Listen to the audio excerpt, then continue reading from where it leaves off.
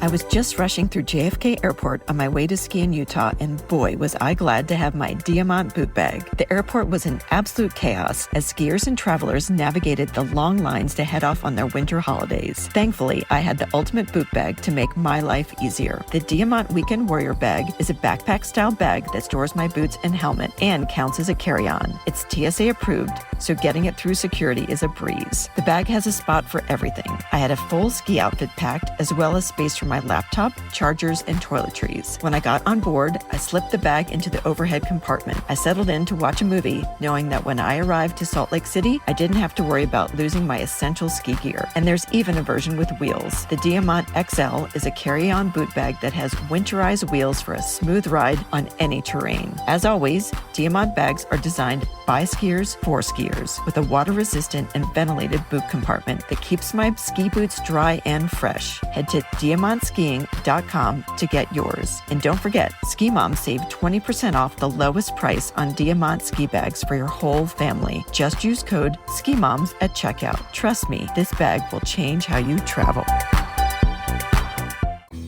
Welcome to Season 4 of the Ski Moms podcast. We're your hosts, Nicole and Sarah.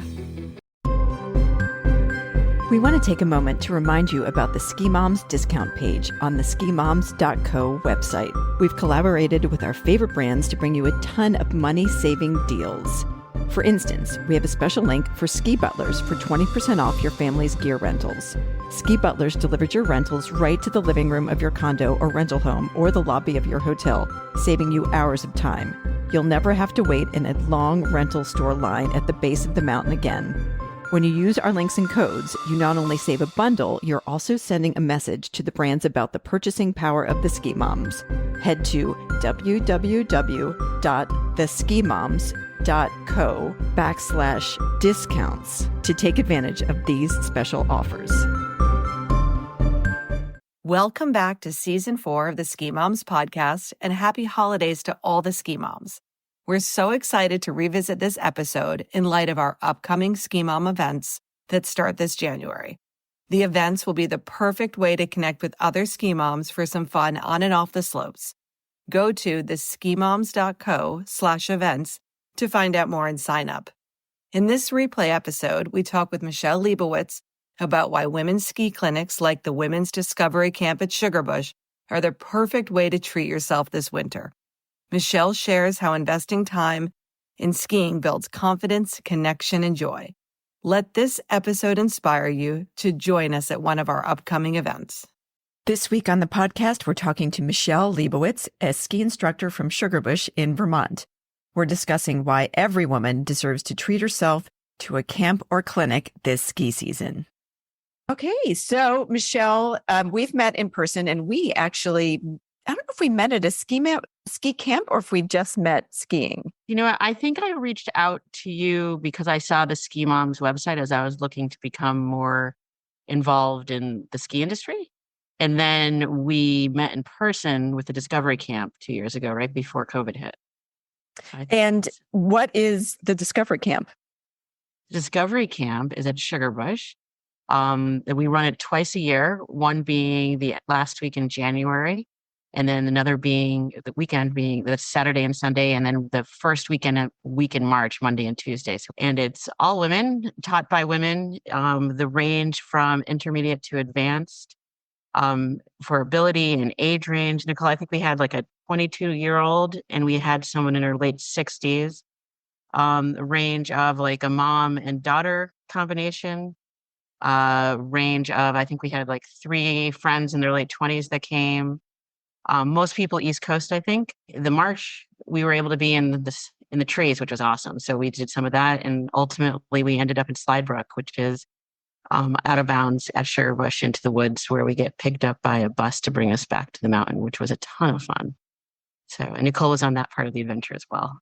And what I thought within the Discovery Camp, which I thought was great, is I think we had about, 12 or 15 women. And there's definitely 1 or 2 people that were the weakest link out of the group. And before we went on the adventure, we all had the conversation of, is this okay? And everyone's comfortable with the range of ability. And as women do, the strongest women were, of course we want the weaker women because we want to cheer them on. And that definitely is what happened. And there was, I tell the story all the time. If it was a bunch of men, they wouldn't tolerate the waiting for the weakest link. And instead it was a group of women cheering them on. But let's back up a little bit and talk about your ski journey. Where and when did you learn to ski? I grew up in Western Mass, in Pittsfield, at a very small mountain called Bosquet, which I'm very excited that they've been revitalized this year, have a new base area and new owners. I started skiing when I was 3, primarily because my mom needed a babysitter to go grocery shopping. So I would do what was called bell lessons, where they literally rang a bell to tell everyone the lessons were happening. And over the course of time, my elementary school would get out of school early to go ski a couple times a week. I was a racer from age of, I was trying to figure this out, 10, I think, through college. And the race team at Bosquet, my generation, had 3 people who made it to the U.S. team, which we're all very proud of. And you talk to little Bosquet racers now, and they always talk about that, which I think is great. And they taught me how to race, but they also taught me how to ski. And as I've gone through my journey as a PSA ski instructor, the person who's probably given me the most emotional support is one of my ex coaches. That he was this last year was incredibly supportive. So, and that was Bosquet. So I skied for Bosquet. I skied for my public high school in Pittsfield. I also was in a boarding school for my last 2 years, and I skied for them. And I skied for Boston University, which by the time I got to BU, it was a great beer league. So it was a really good time, and it was a lot more fun than skiing USSA. I've done different things in my professional life in the finance and banking world, but I've always skied. And I've always, when I left New York, I went from skiing 5 days a year to skiing 30 and having a share at Killington. And last year I skied 110. I know that you pay for a private lesson. It may cost $700 for the day. How would that reflect in payment to the ski instructor? If you're a first-year ski instructor at Sugarbush, your base salary is $15 an hour. And I'm not at that level, but I'm not much higher.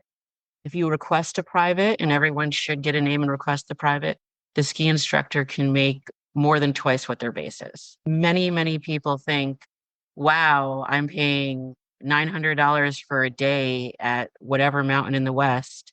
And we don't see that. Tips are nice. We all like them. A lot of people don't realize that's something everyone assumes that we get paid way more than we do. So the understanding of tipping. But I do hope that the moms listening understand that tipping can be something really helpful. And it's the other thing if you request an instructor, you can bypass the fact that they're already booked.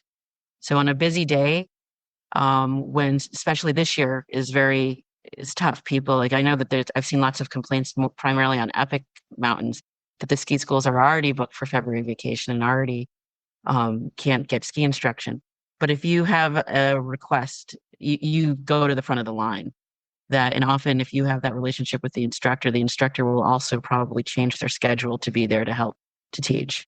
Partially because there's a financial benefit on the request private, but partially because you've also created a relationship with the instructor, which you're constantly growing and learning from the same person, which is often helpful for consistency.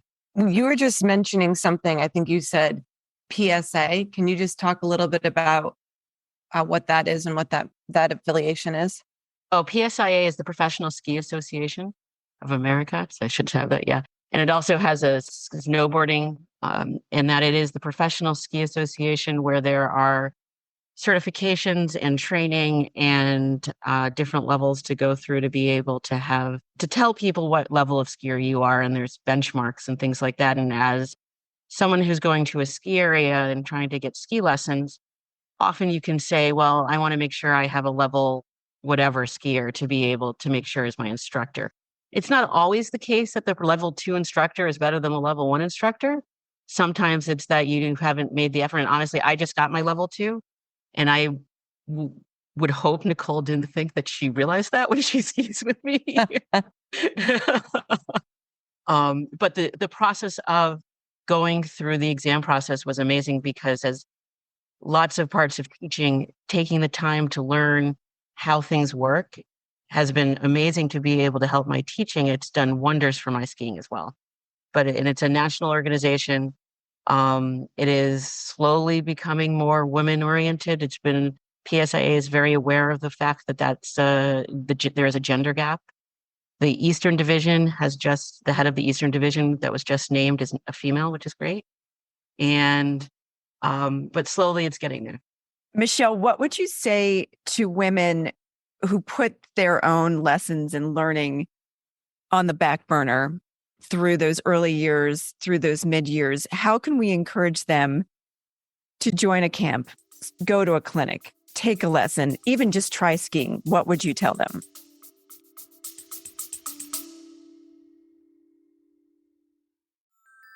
When it comes to finding the perfect holiday gifts for your skiing family, Ski Haus has you covered. With 3 convenient New England locations, Ski Haus is your one-stop shop for everything from skis and snowboards to cozy apparel and stocking stuffers. Their incredible selection means you'll find something for every member of the family, whether you're shopping for seasoned pros or little shredders just starting out. And what truly sets Ski Haus apart is their top-notch customer service. The expert staff at Ski Haus take their time to understand your needs, helping you pick the right gear to make this winter unforgettable. Plus, their warm, friendly vibe makes holiday shopping feel less like a chore and more like part of the season's fun. So stop by Ski Haus today and see why they're a favorite for families who love the mountains. And don't forget, Ski Haus has gift certificates too. These in-house cash rewards are perfect for those hard-to-shop for skiers to get exactly what they want. Ski Haus, helping you make memories that last a lifetime. Visit Ski Haus in Woburn and Framingham, Mass, or Salem, New Hampshire. Or go to skihaus.com to browse all the latest gear. We're all about making it easier for moms to spend less time hunting down the right gifts so she can spend more time skiing. Check them out at skihaus.com. That's SKIHAUS.com.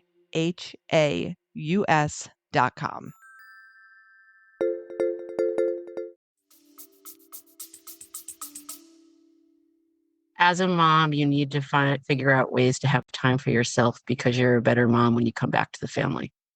And that is easier said than done. I'm a mother of twins, so that is much easier said than done.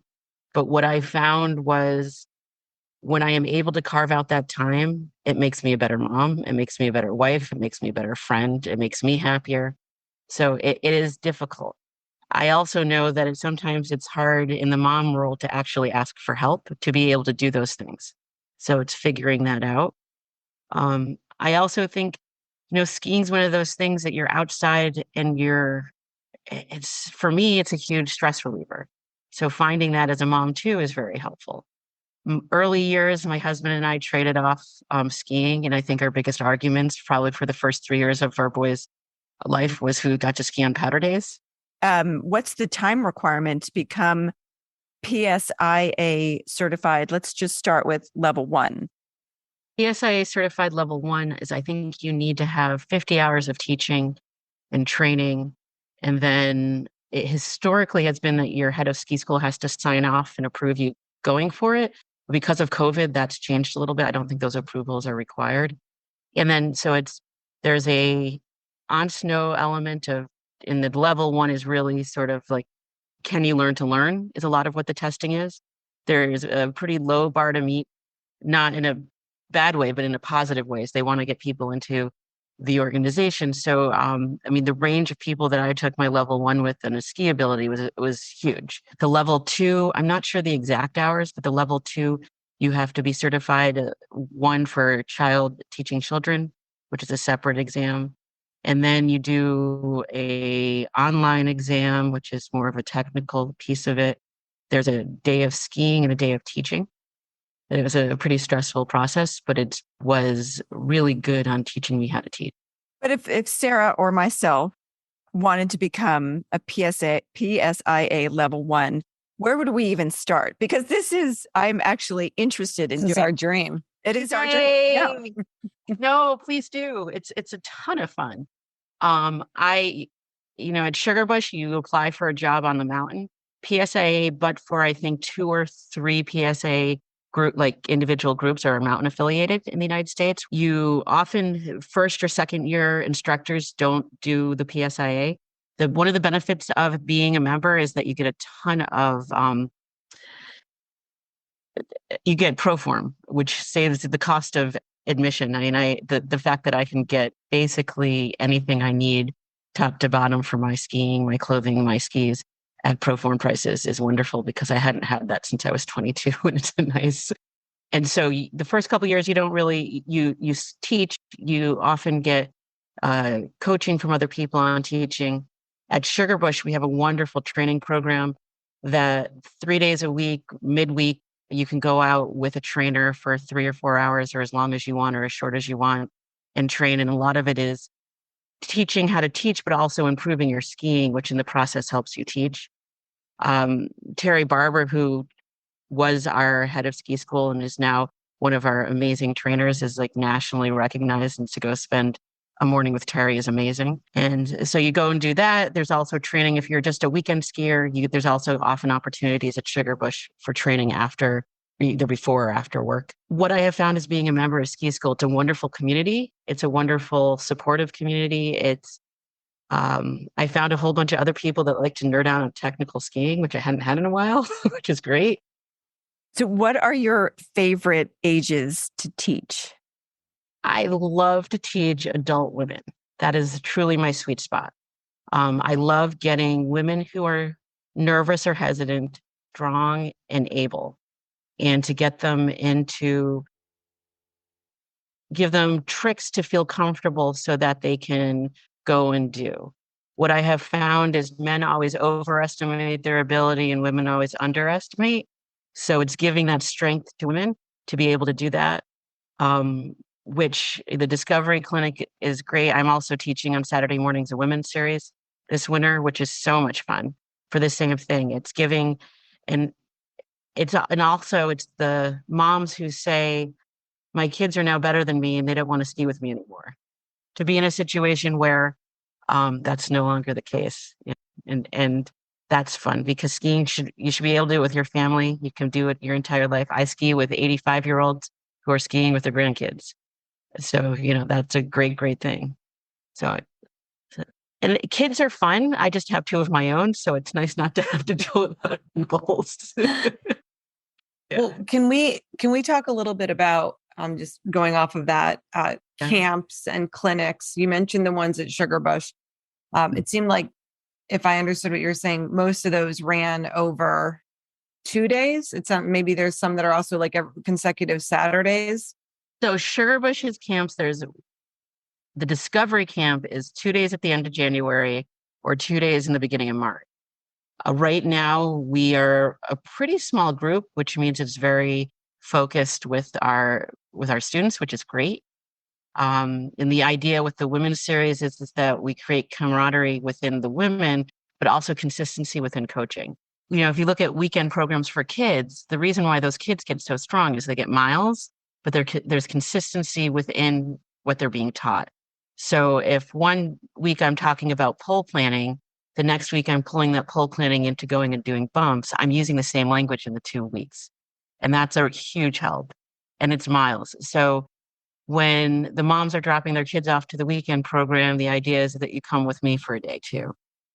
And what do you think about the magic of doing a camp? What's the difference between a clinic and a camp? And what is sort of the benefit of those consecutive days of learning? The camp, I think, has the benefit of carving out the time for yourself. If you're lucky, and many of the women do, they come without their family. So that they have 2 days on their own and they can drink a glass of red wine at the end of the day if they want without having to worry about dinner for their children or their husband. And that's really great. I find that, again, the consistent coaching, that one thing builds on the other, that builds on the next thing. And when you have the 2 days solid, and some places do it for longer, you're building, you're growing on it. I did not a women's specific program, but I had 5 days of training at Killington this year for ski school things. And that was just amazing because that was my focus. I didn't have to, and it reinforced why a camp is so great, is I didn't have to think about anything else other than skiing and making sure that I was skiing the next day. I love that you were sharing that you went to Killington, that you're continuing your training. Is that something that most instructors do, or is that specific to your experience, that you're continuing to learn and hone your craft? I think most instructors do continue doing that. I mean, when I have the opportunity, I do a lot of training here at Sugarbush, and the Killington I think there were like 500 people there that week. And that was fun because of just the people were as far south, I think, as the Virginias that came up. So it was a very diverse group of people. It was interesting because I think the caliber of skiers that I ski with are pretty amazing. The going to that type of training is we pay our own ride. So sometimes it's, can you afford to do it? And does it make sense to spend that money or not? You become a better teacher if you're constantly learning and evolving. And I know the way I trained as a kid and skied as a kid is very different. My kids are now over racing at Green Mountain Valley in the club. And I look at what they're getting taught racing, and I'm like, there's no way I could beat Kate ever with them. And it's because the styles have changed and I haven't kept up with that part of my skiing. What are you seeing when you go to these instructor training courses like at Killington? What are you seeing in terms of the demographics? That is pretty interesting. So what I noticed at Killington, which I don't see at Sugarbush, more women of color, more women. Still we're a very small percentage, but that there are women at different levels and at higher management levels. Sugarbush is slowly getting there and is really trying, but we're still male dominated. So it's nice to see that change. The PSIA as I said, was very aware of needing to evolve. And there's now a 4-day women's conference that typically is in the West. And this year's going to be at Stowe, which is really exciting because it'll be local and it'll be in New England. And that'll be a great program too. But the demographics, there's a lot of old white guys. And there's definitely some stereotypes of what is perceived by what is right from old white guys. There is definitely that, but the organization is trying. But I have to say, one of the things that I did realize when I walked into Killington the first day, I was like, wow, from living in Boston before I moved to Vermont full time, I wasn't used to being surrounded only by a non-variety of people, and it was awesome to see that because that was a nice change. Let's hope that somebody's listening to this is going to make the jump and learn how to become an instructor as well. And for women teaching women, we move differently than men. Our center of mass is different than men. Our coordination is different. The way we move through the world, move on snow, and so I've had a lot of men say, like, I don't understand why women say they want to be taught by women. I don't see a big deal. And it's like, well, that's because you're a guy. And women instructors ask you if you need a bathroom break. Every time I've been to a women's camp or clinic, they always check in on that. I mean, even just the basic things about our comfort levels, but just little things like that make a huge difference. One of my basic things when I've done presentations to resorts over the years, and it's just like, for the love of God, provide free tampons in every bathroom, because the very last thing that any woman needs is to worry about like her personal care products. So, I think that is like the low standard, that you should be able to find a tampon in any bathroom on any ski mountain that you ski on. I would add to that is a pumping room. Oh, yeah. Sounds ridiculous, but I did pump while I was skiing. There are those pods. There's the Mavava. I'll find the real name of it and link to it. Yes. But they're in the Burlington airport. And I think it is a Burlington company. So every mountain should have a breastfeeding station and tampons. What else can we fix on this podcast? Okay. Well, clearly, ladies, we are a wealth of ideas for how ski areas can be more women and mom friendly, but let's save that for another episode. Michelle, what does the rest of your winter look like? Where can we find you? I am not teaching Januaries because my sons have their first race ever that weekend, so I have to go. Oh, that is so cute. You have to go, because at that age, they still like you there. Sarah and I, the age where we were literally we were at Mount Ellen. We had to be at the set, away from them, and we were watching from a window as they were coming down. Yeah, they were just little dots. And when I texted my daughter and I said, great job, she wrote back just, "You saw me?" And I said, I'm not sure I saw you, because it was just a little dot, but you can see the level of encouragement that we have to come to these races, right? But if we have food or hot chocolate, right, they're not above that either. And what does après ski look like for you? We always like to ask that question. If you have a favorite drink or a favorite way to celebrate the end of a ski day. Typically, if things are going well, and even in COVID, because we can be outside if it's warm enough, the base of the mountain is a ton of fun because my kids know enough people that they run off and play with their friends. The staff knows them so that if there's a real issue, they know where to find me. So there's a comfort zone there. Typically beer, partially because we have some amazing breweries where we are. So that's great. Which of the local brews do you like? I'm a huge fan of Lawson's. I like Lawson's a lot. Burlington Beer Company has a couple that are really great. Well, I loved everything that you had to say today. And I'm so grateful that you are there to bring more women into the sport and to provide joy to more women who ski. I can sign up for.